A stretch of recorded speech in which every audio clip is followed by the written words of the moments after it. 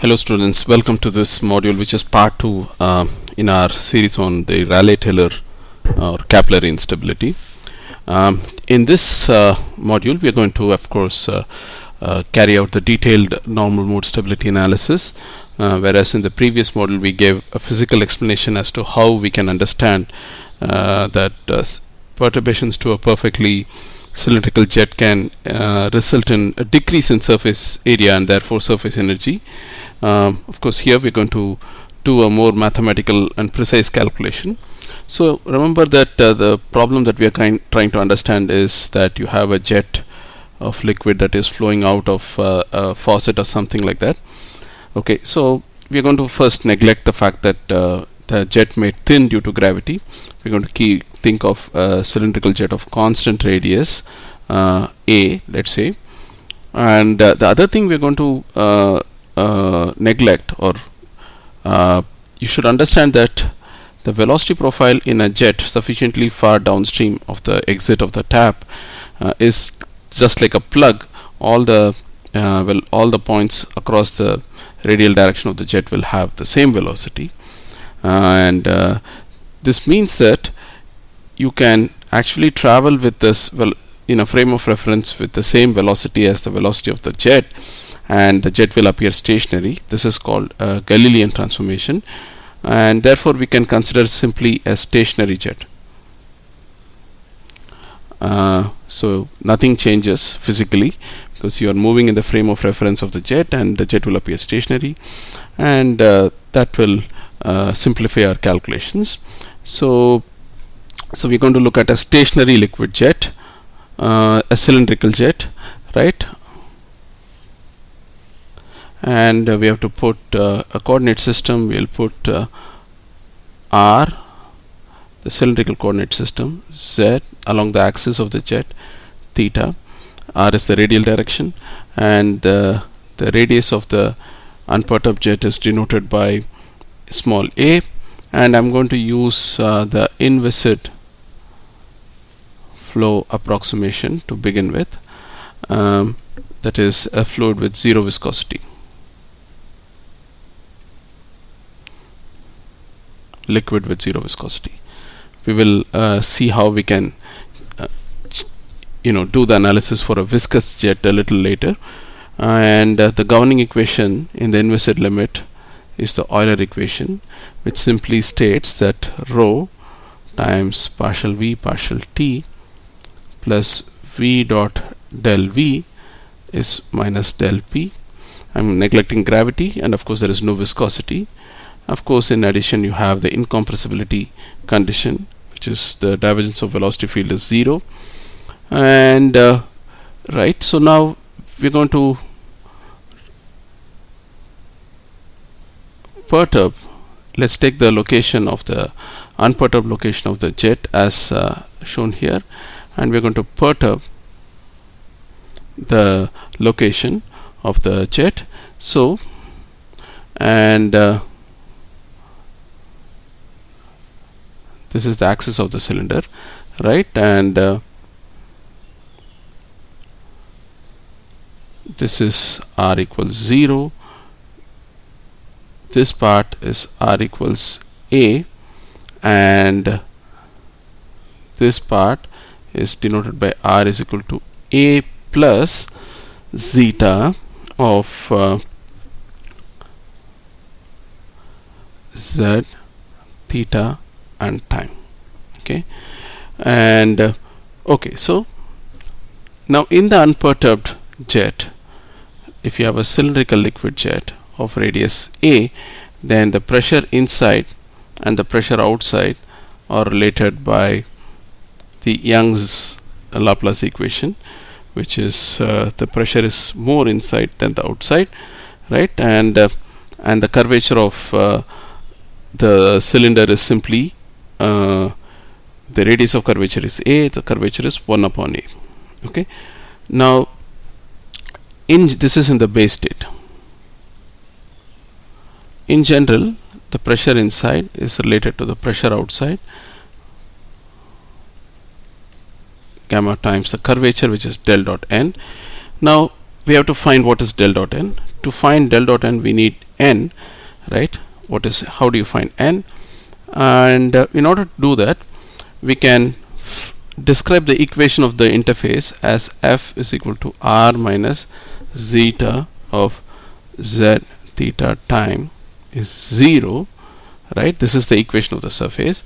Then n is given by grad f by mod grad f. This is something that we have seen before as well. And f is nothing but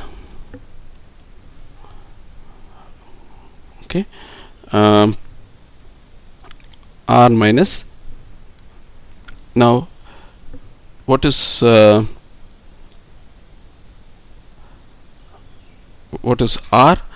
R is nothing but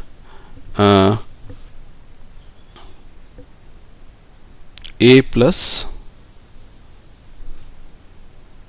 I'm sorry, f is r minus zeta of z theta t, right? Now what is grad f?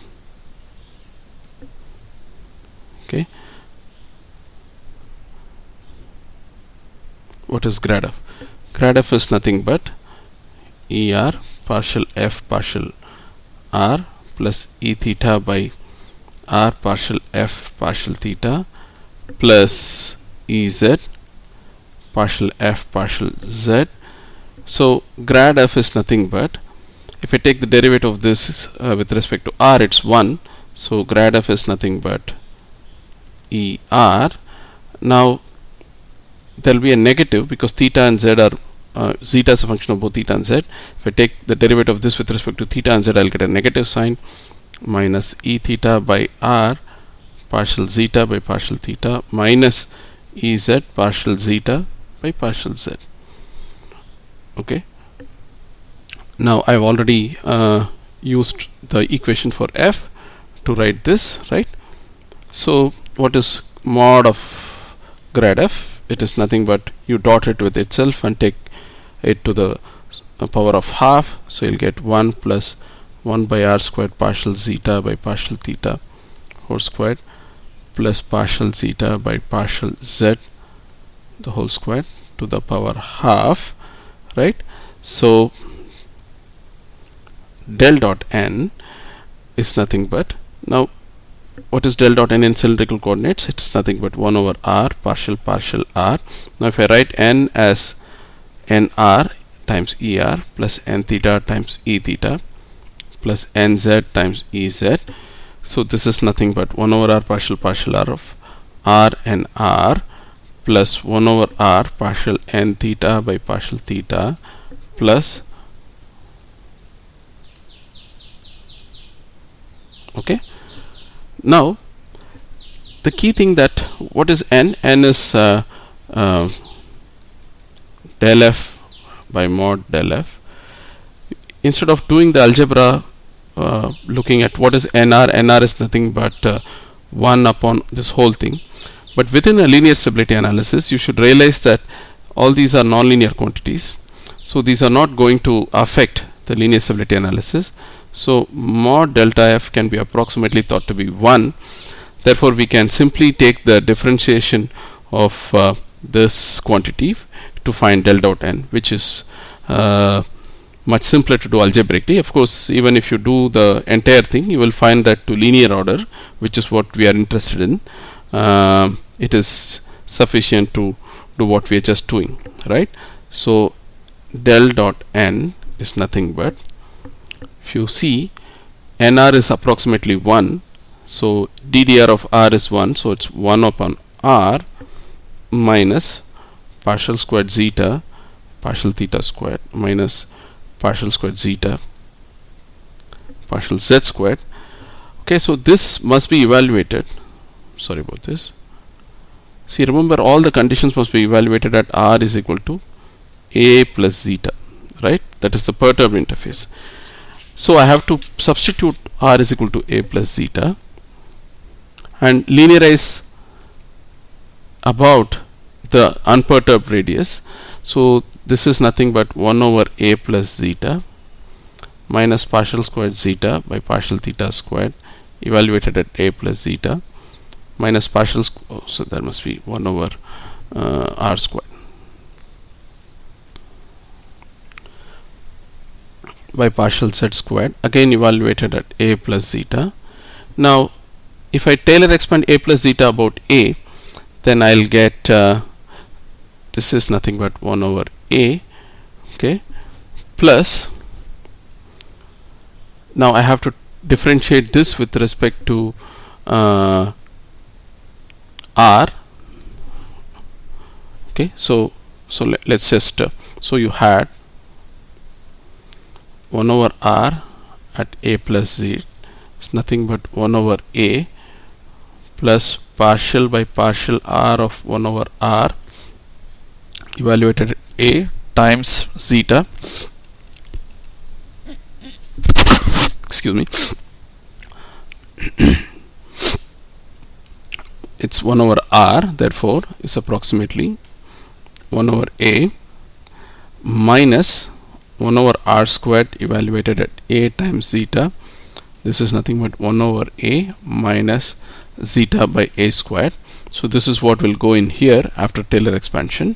So del dot n is approximately 1 over a minus zeta upon a squared plus 1 over a squared partial squared zeta partial theta squared.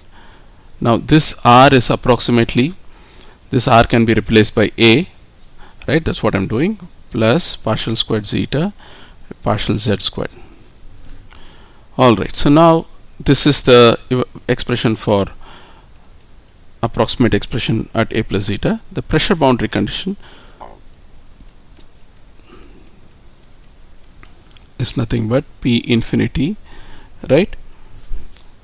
I am going to substitute the whole thing plus 1 over a.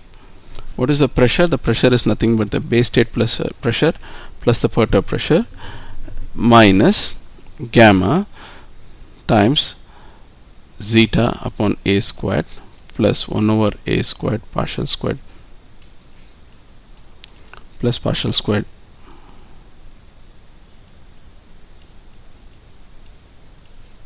okay. Now this whole thing is going to, this is p bar, this whole thing will cancel the p bar, that's the base state balance. So p prime is nothing but minus gamma times zeta by a squared plus 1 over a squared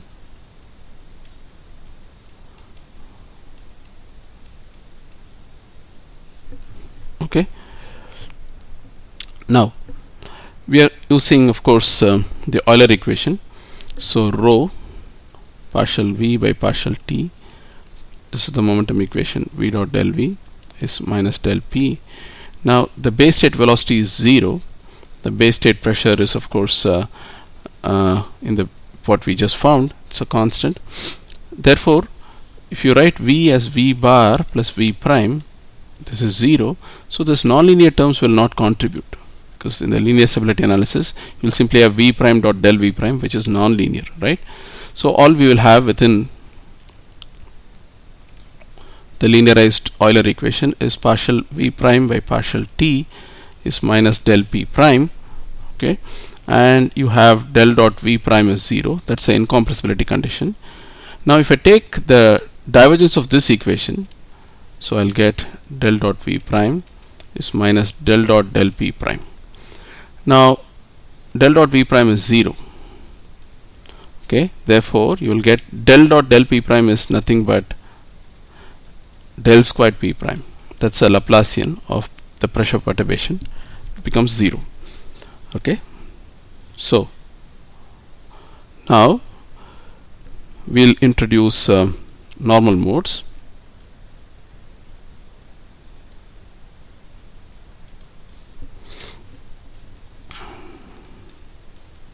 V prime pre prime and zeta is nothing but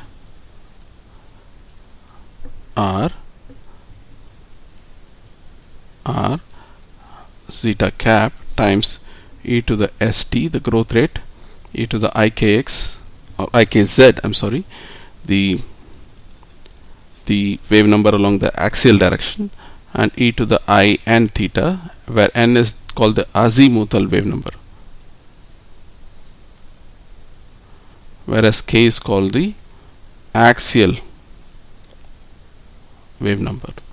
This tells you about perturbations along the axial direction, whereas when n is equal to 0, things are axisymmetric. When n is equal to 0, the disturbances are axisymmetric, there is no theta variation. When n is not 0, you will get the interface to be perturbed like this, or you can even get a twisted kind of a tube and so on. Okay, so those are non-axisymmetric disturbances. So when n not equal to 0, you will have what are called non-axisymmetric disturbances, right? So because you have del squared p prime is 0, it's easy to write down. It's 1 over r partial r of r partial p prime by partial r plus 1 over r squared partial squared p prime partial theta squared plus partial squared p prime partial z squared is 0. Okay, after substitution you will get d squared p prime, sorry, p cap dr squared plus 1 over r d cap d p cap I'm sorry, by dr minus k squared plus n squared by r squared. P cap is 0. This is a homogeneous differential equation, and the solution is a special function called the Bessel function. It's called the modified Bessel function. So P is nothing but a I n of kr. Depending on the value of n, the function changes. A and b are constants.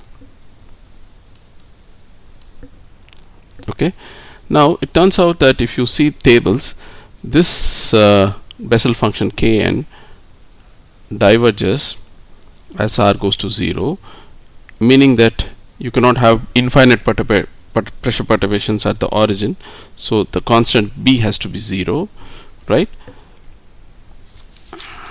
Now therefore p cap r is nothing but a I n of kr, right? That is the pressure. Now from the momentum equation you will find, after Fourier transforming them, is minus dp dr rho s vz or v theta is minus in by r p cap. So once you know p cap, you can find the velocities from the momentum equation. Rho s vz is nothing but minus ik p cap. So we can find the velocities directly from the pressures.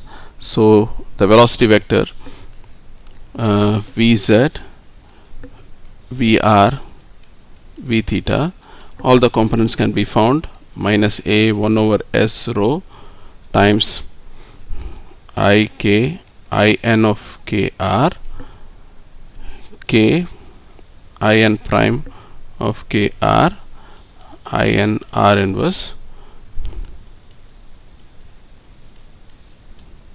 Okay, because in order to get Vr you have to take the derivative of the Bessel function. That's what I denote by in prime. Now the interfacial boundary condition, the kinematic condition is very simple, is simply partial z partial t. So Vr cap is s zeta cap, right? And the pressure, if you look at this equation, let's just copy this.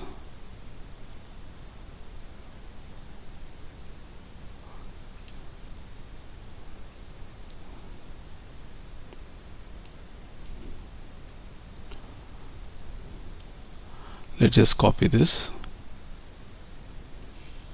and let's Fourier transform this.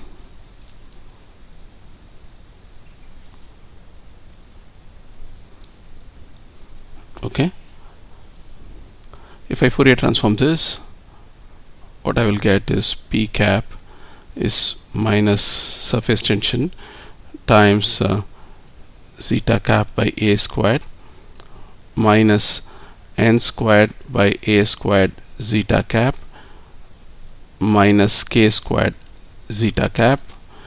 So p cap is nothing but minus gamma by a squared zeta cap times 1 minus n squared minus k squared a squared. Okay, this is now let's call alpha as Ka. It is a non-dimensional wave number. So what is so therefore what is P? It is A times In of K, okay, at r is equal to 1, at r is equal to A, you'll get In of Ka, okay, is nothing but minus gamma by A squared. Instead of zeta cap, we'll use in terms of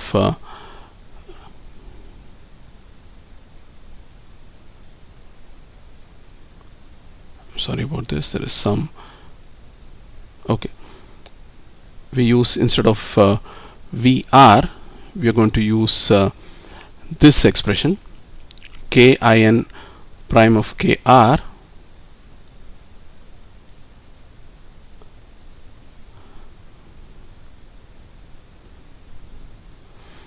and zeta cap is nothing but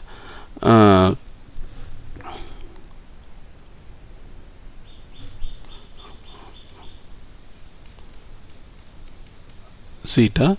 So SVR cap is zeta, so zeta cap, so I'm going to write this as S times, right, In prime of Ka, and this is multiplied by 1 minus n squared minus alpha squared, right. Now R is not just this, it is also VR is nothing but, let's just look at VR expression. VR is nothing but S zeta prime, and so zeta cap is, sorry, VR by S, and VR by S is this by A minus A by S squared rho K. So there is some minor mistake here. So instead of zeta cap, we'll have to put VR by S. I did the thing wrongly. Okay, here, that's the reason we got confused. It's VR prime and S zeta cap is VR. So zeta cap is VR cap upon S. So what this means is that this is minus gamma by A squared. Instead of VR cap, we are going to put minus A by S rho In of In prime of Ka, 1 minus n squared minus alpha squared, and on the left side you have In of Ka. Now the two negatives cancel and A cancels, and what you will get therefore is there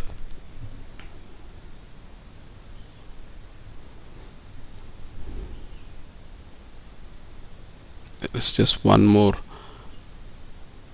Okay, this is K times In prime of, there is K here. Okay, now if you want to write everything in terms of alpha, I'll multiply by A and divide by A, so I'll get In of alpha. Ka is alpha, remember, that's a short notation. This gamma by A cubed, because I'm going to divide and multiply by alpha, by 1 over S rho, and K times A is alpha, then In prime of alpha times 1 minus n squared minus alpha squared. Okay, so there is already a VR by S, there's one more S here, right? This is all just VR, so this is S squared, therefore S squared is nothing but gamma by A cubed rho, these are the physical parameters, alpha In prime of alpha by In of alpha 1 minus n squared minus alpha squared. Now this merely sets the scale for the growth rate, and this quantity is always greater than 0 for alpha greater than 0. So the sign of S squared is only determined by this. Okay, so S squared is less than 0 if n is greater than or equal to 1, because if n is greater than 1 or equal to 1, this term is going to win over this, and you have minus alpha squared, which is always stable. So s squared is greater than 0 for n is equal to 0 and alpha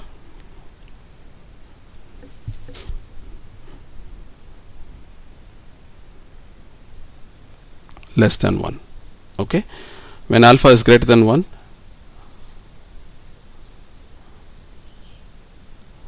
s squared is less than 0. Okay, so you don't have instability, right? Whereas when s squared is greater than 0, you have instability, and that will happen when alpha is less than 1. What is the meaning of alpha is less than 1? Alpha less than 1 means Ka is less than 1. What is K? K is 2 pi by lambda, A is less than 1, or 2 pi A is lambda is greater than 2 pi A. This is precisely the condition that we came up using the geometric argument in the last module, right? And we said that when the wavelength of the deformation is greater than the circumference of the cylinder, you get instability. That's precisely what you find here as well. So if I plot a cube rho by gamma to the half s, this is just a non-dimensional growth rate, versus alpha is equal to ak, what you will see is you will find that there is a maximum at alpha is equal to 0.7, 0.7. Okay, so what this means is that a times km, the maximum growth rate, occurs at wave number km is 0.7, or km is 0.7 by a, or 2 pi by lambda m is 0.7 by a, or lambda m is approximately 2 pi by 0.7 a, which is approximately 9a. So the distance between the wavelength at which the jet breaks up, right, the distance between these troughs, okay, is roughly 9 times the radius, and that is precisely what experiments also show. So this is how one calculates the dispersion. This is called the dispersion relation or the dispersion curve, the variation of growth rate with respect to wave number. And one thing you should realize is that the capillary jet is unconditionally unstable.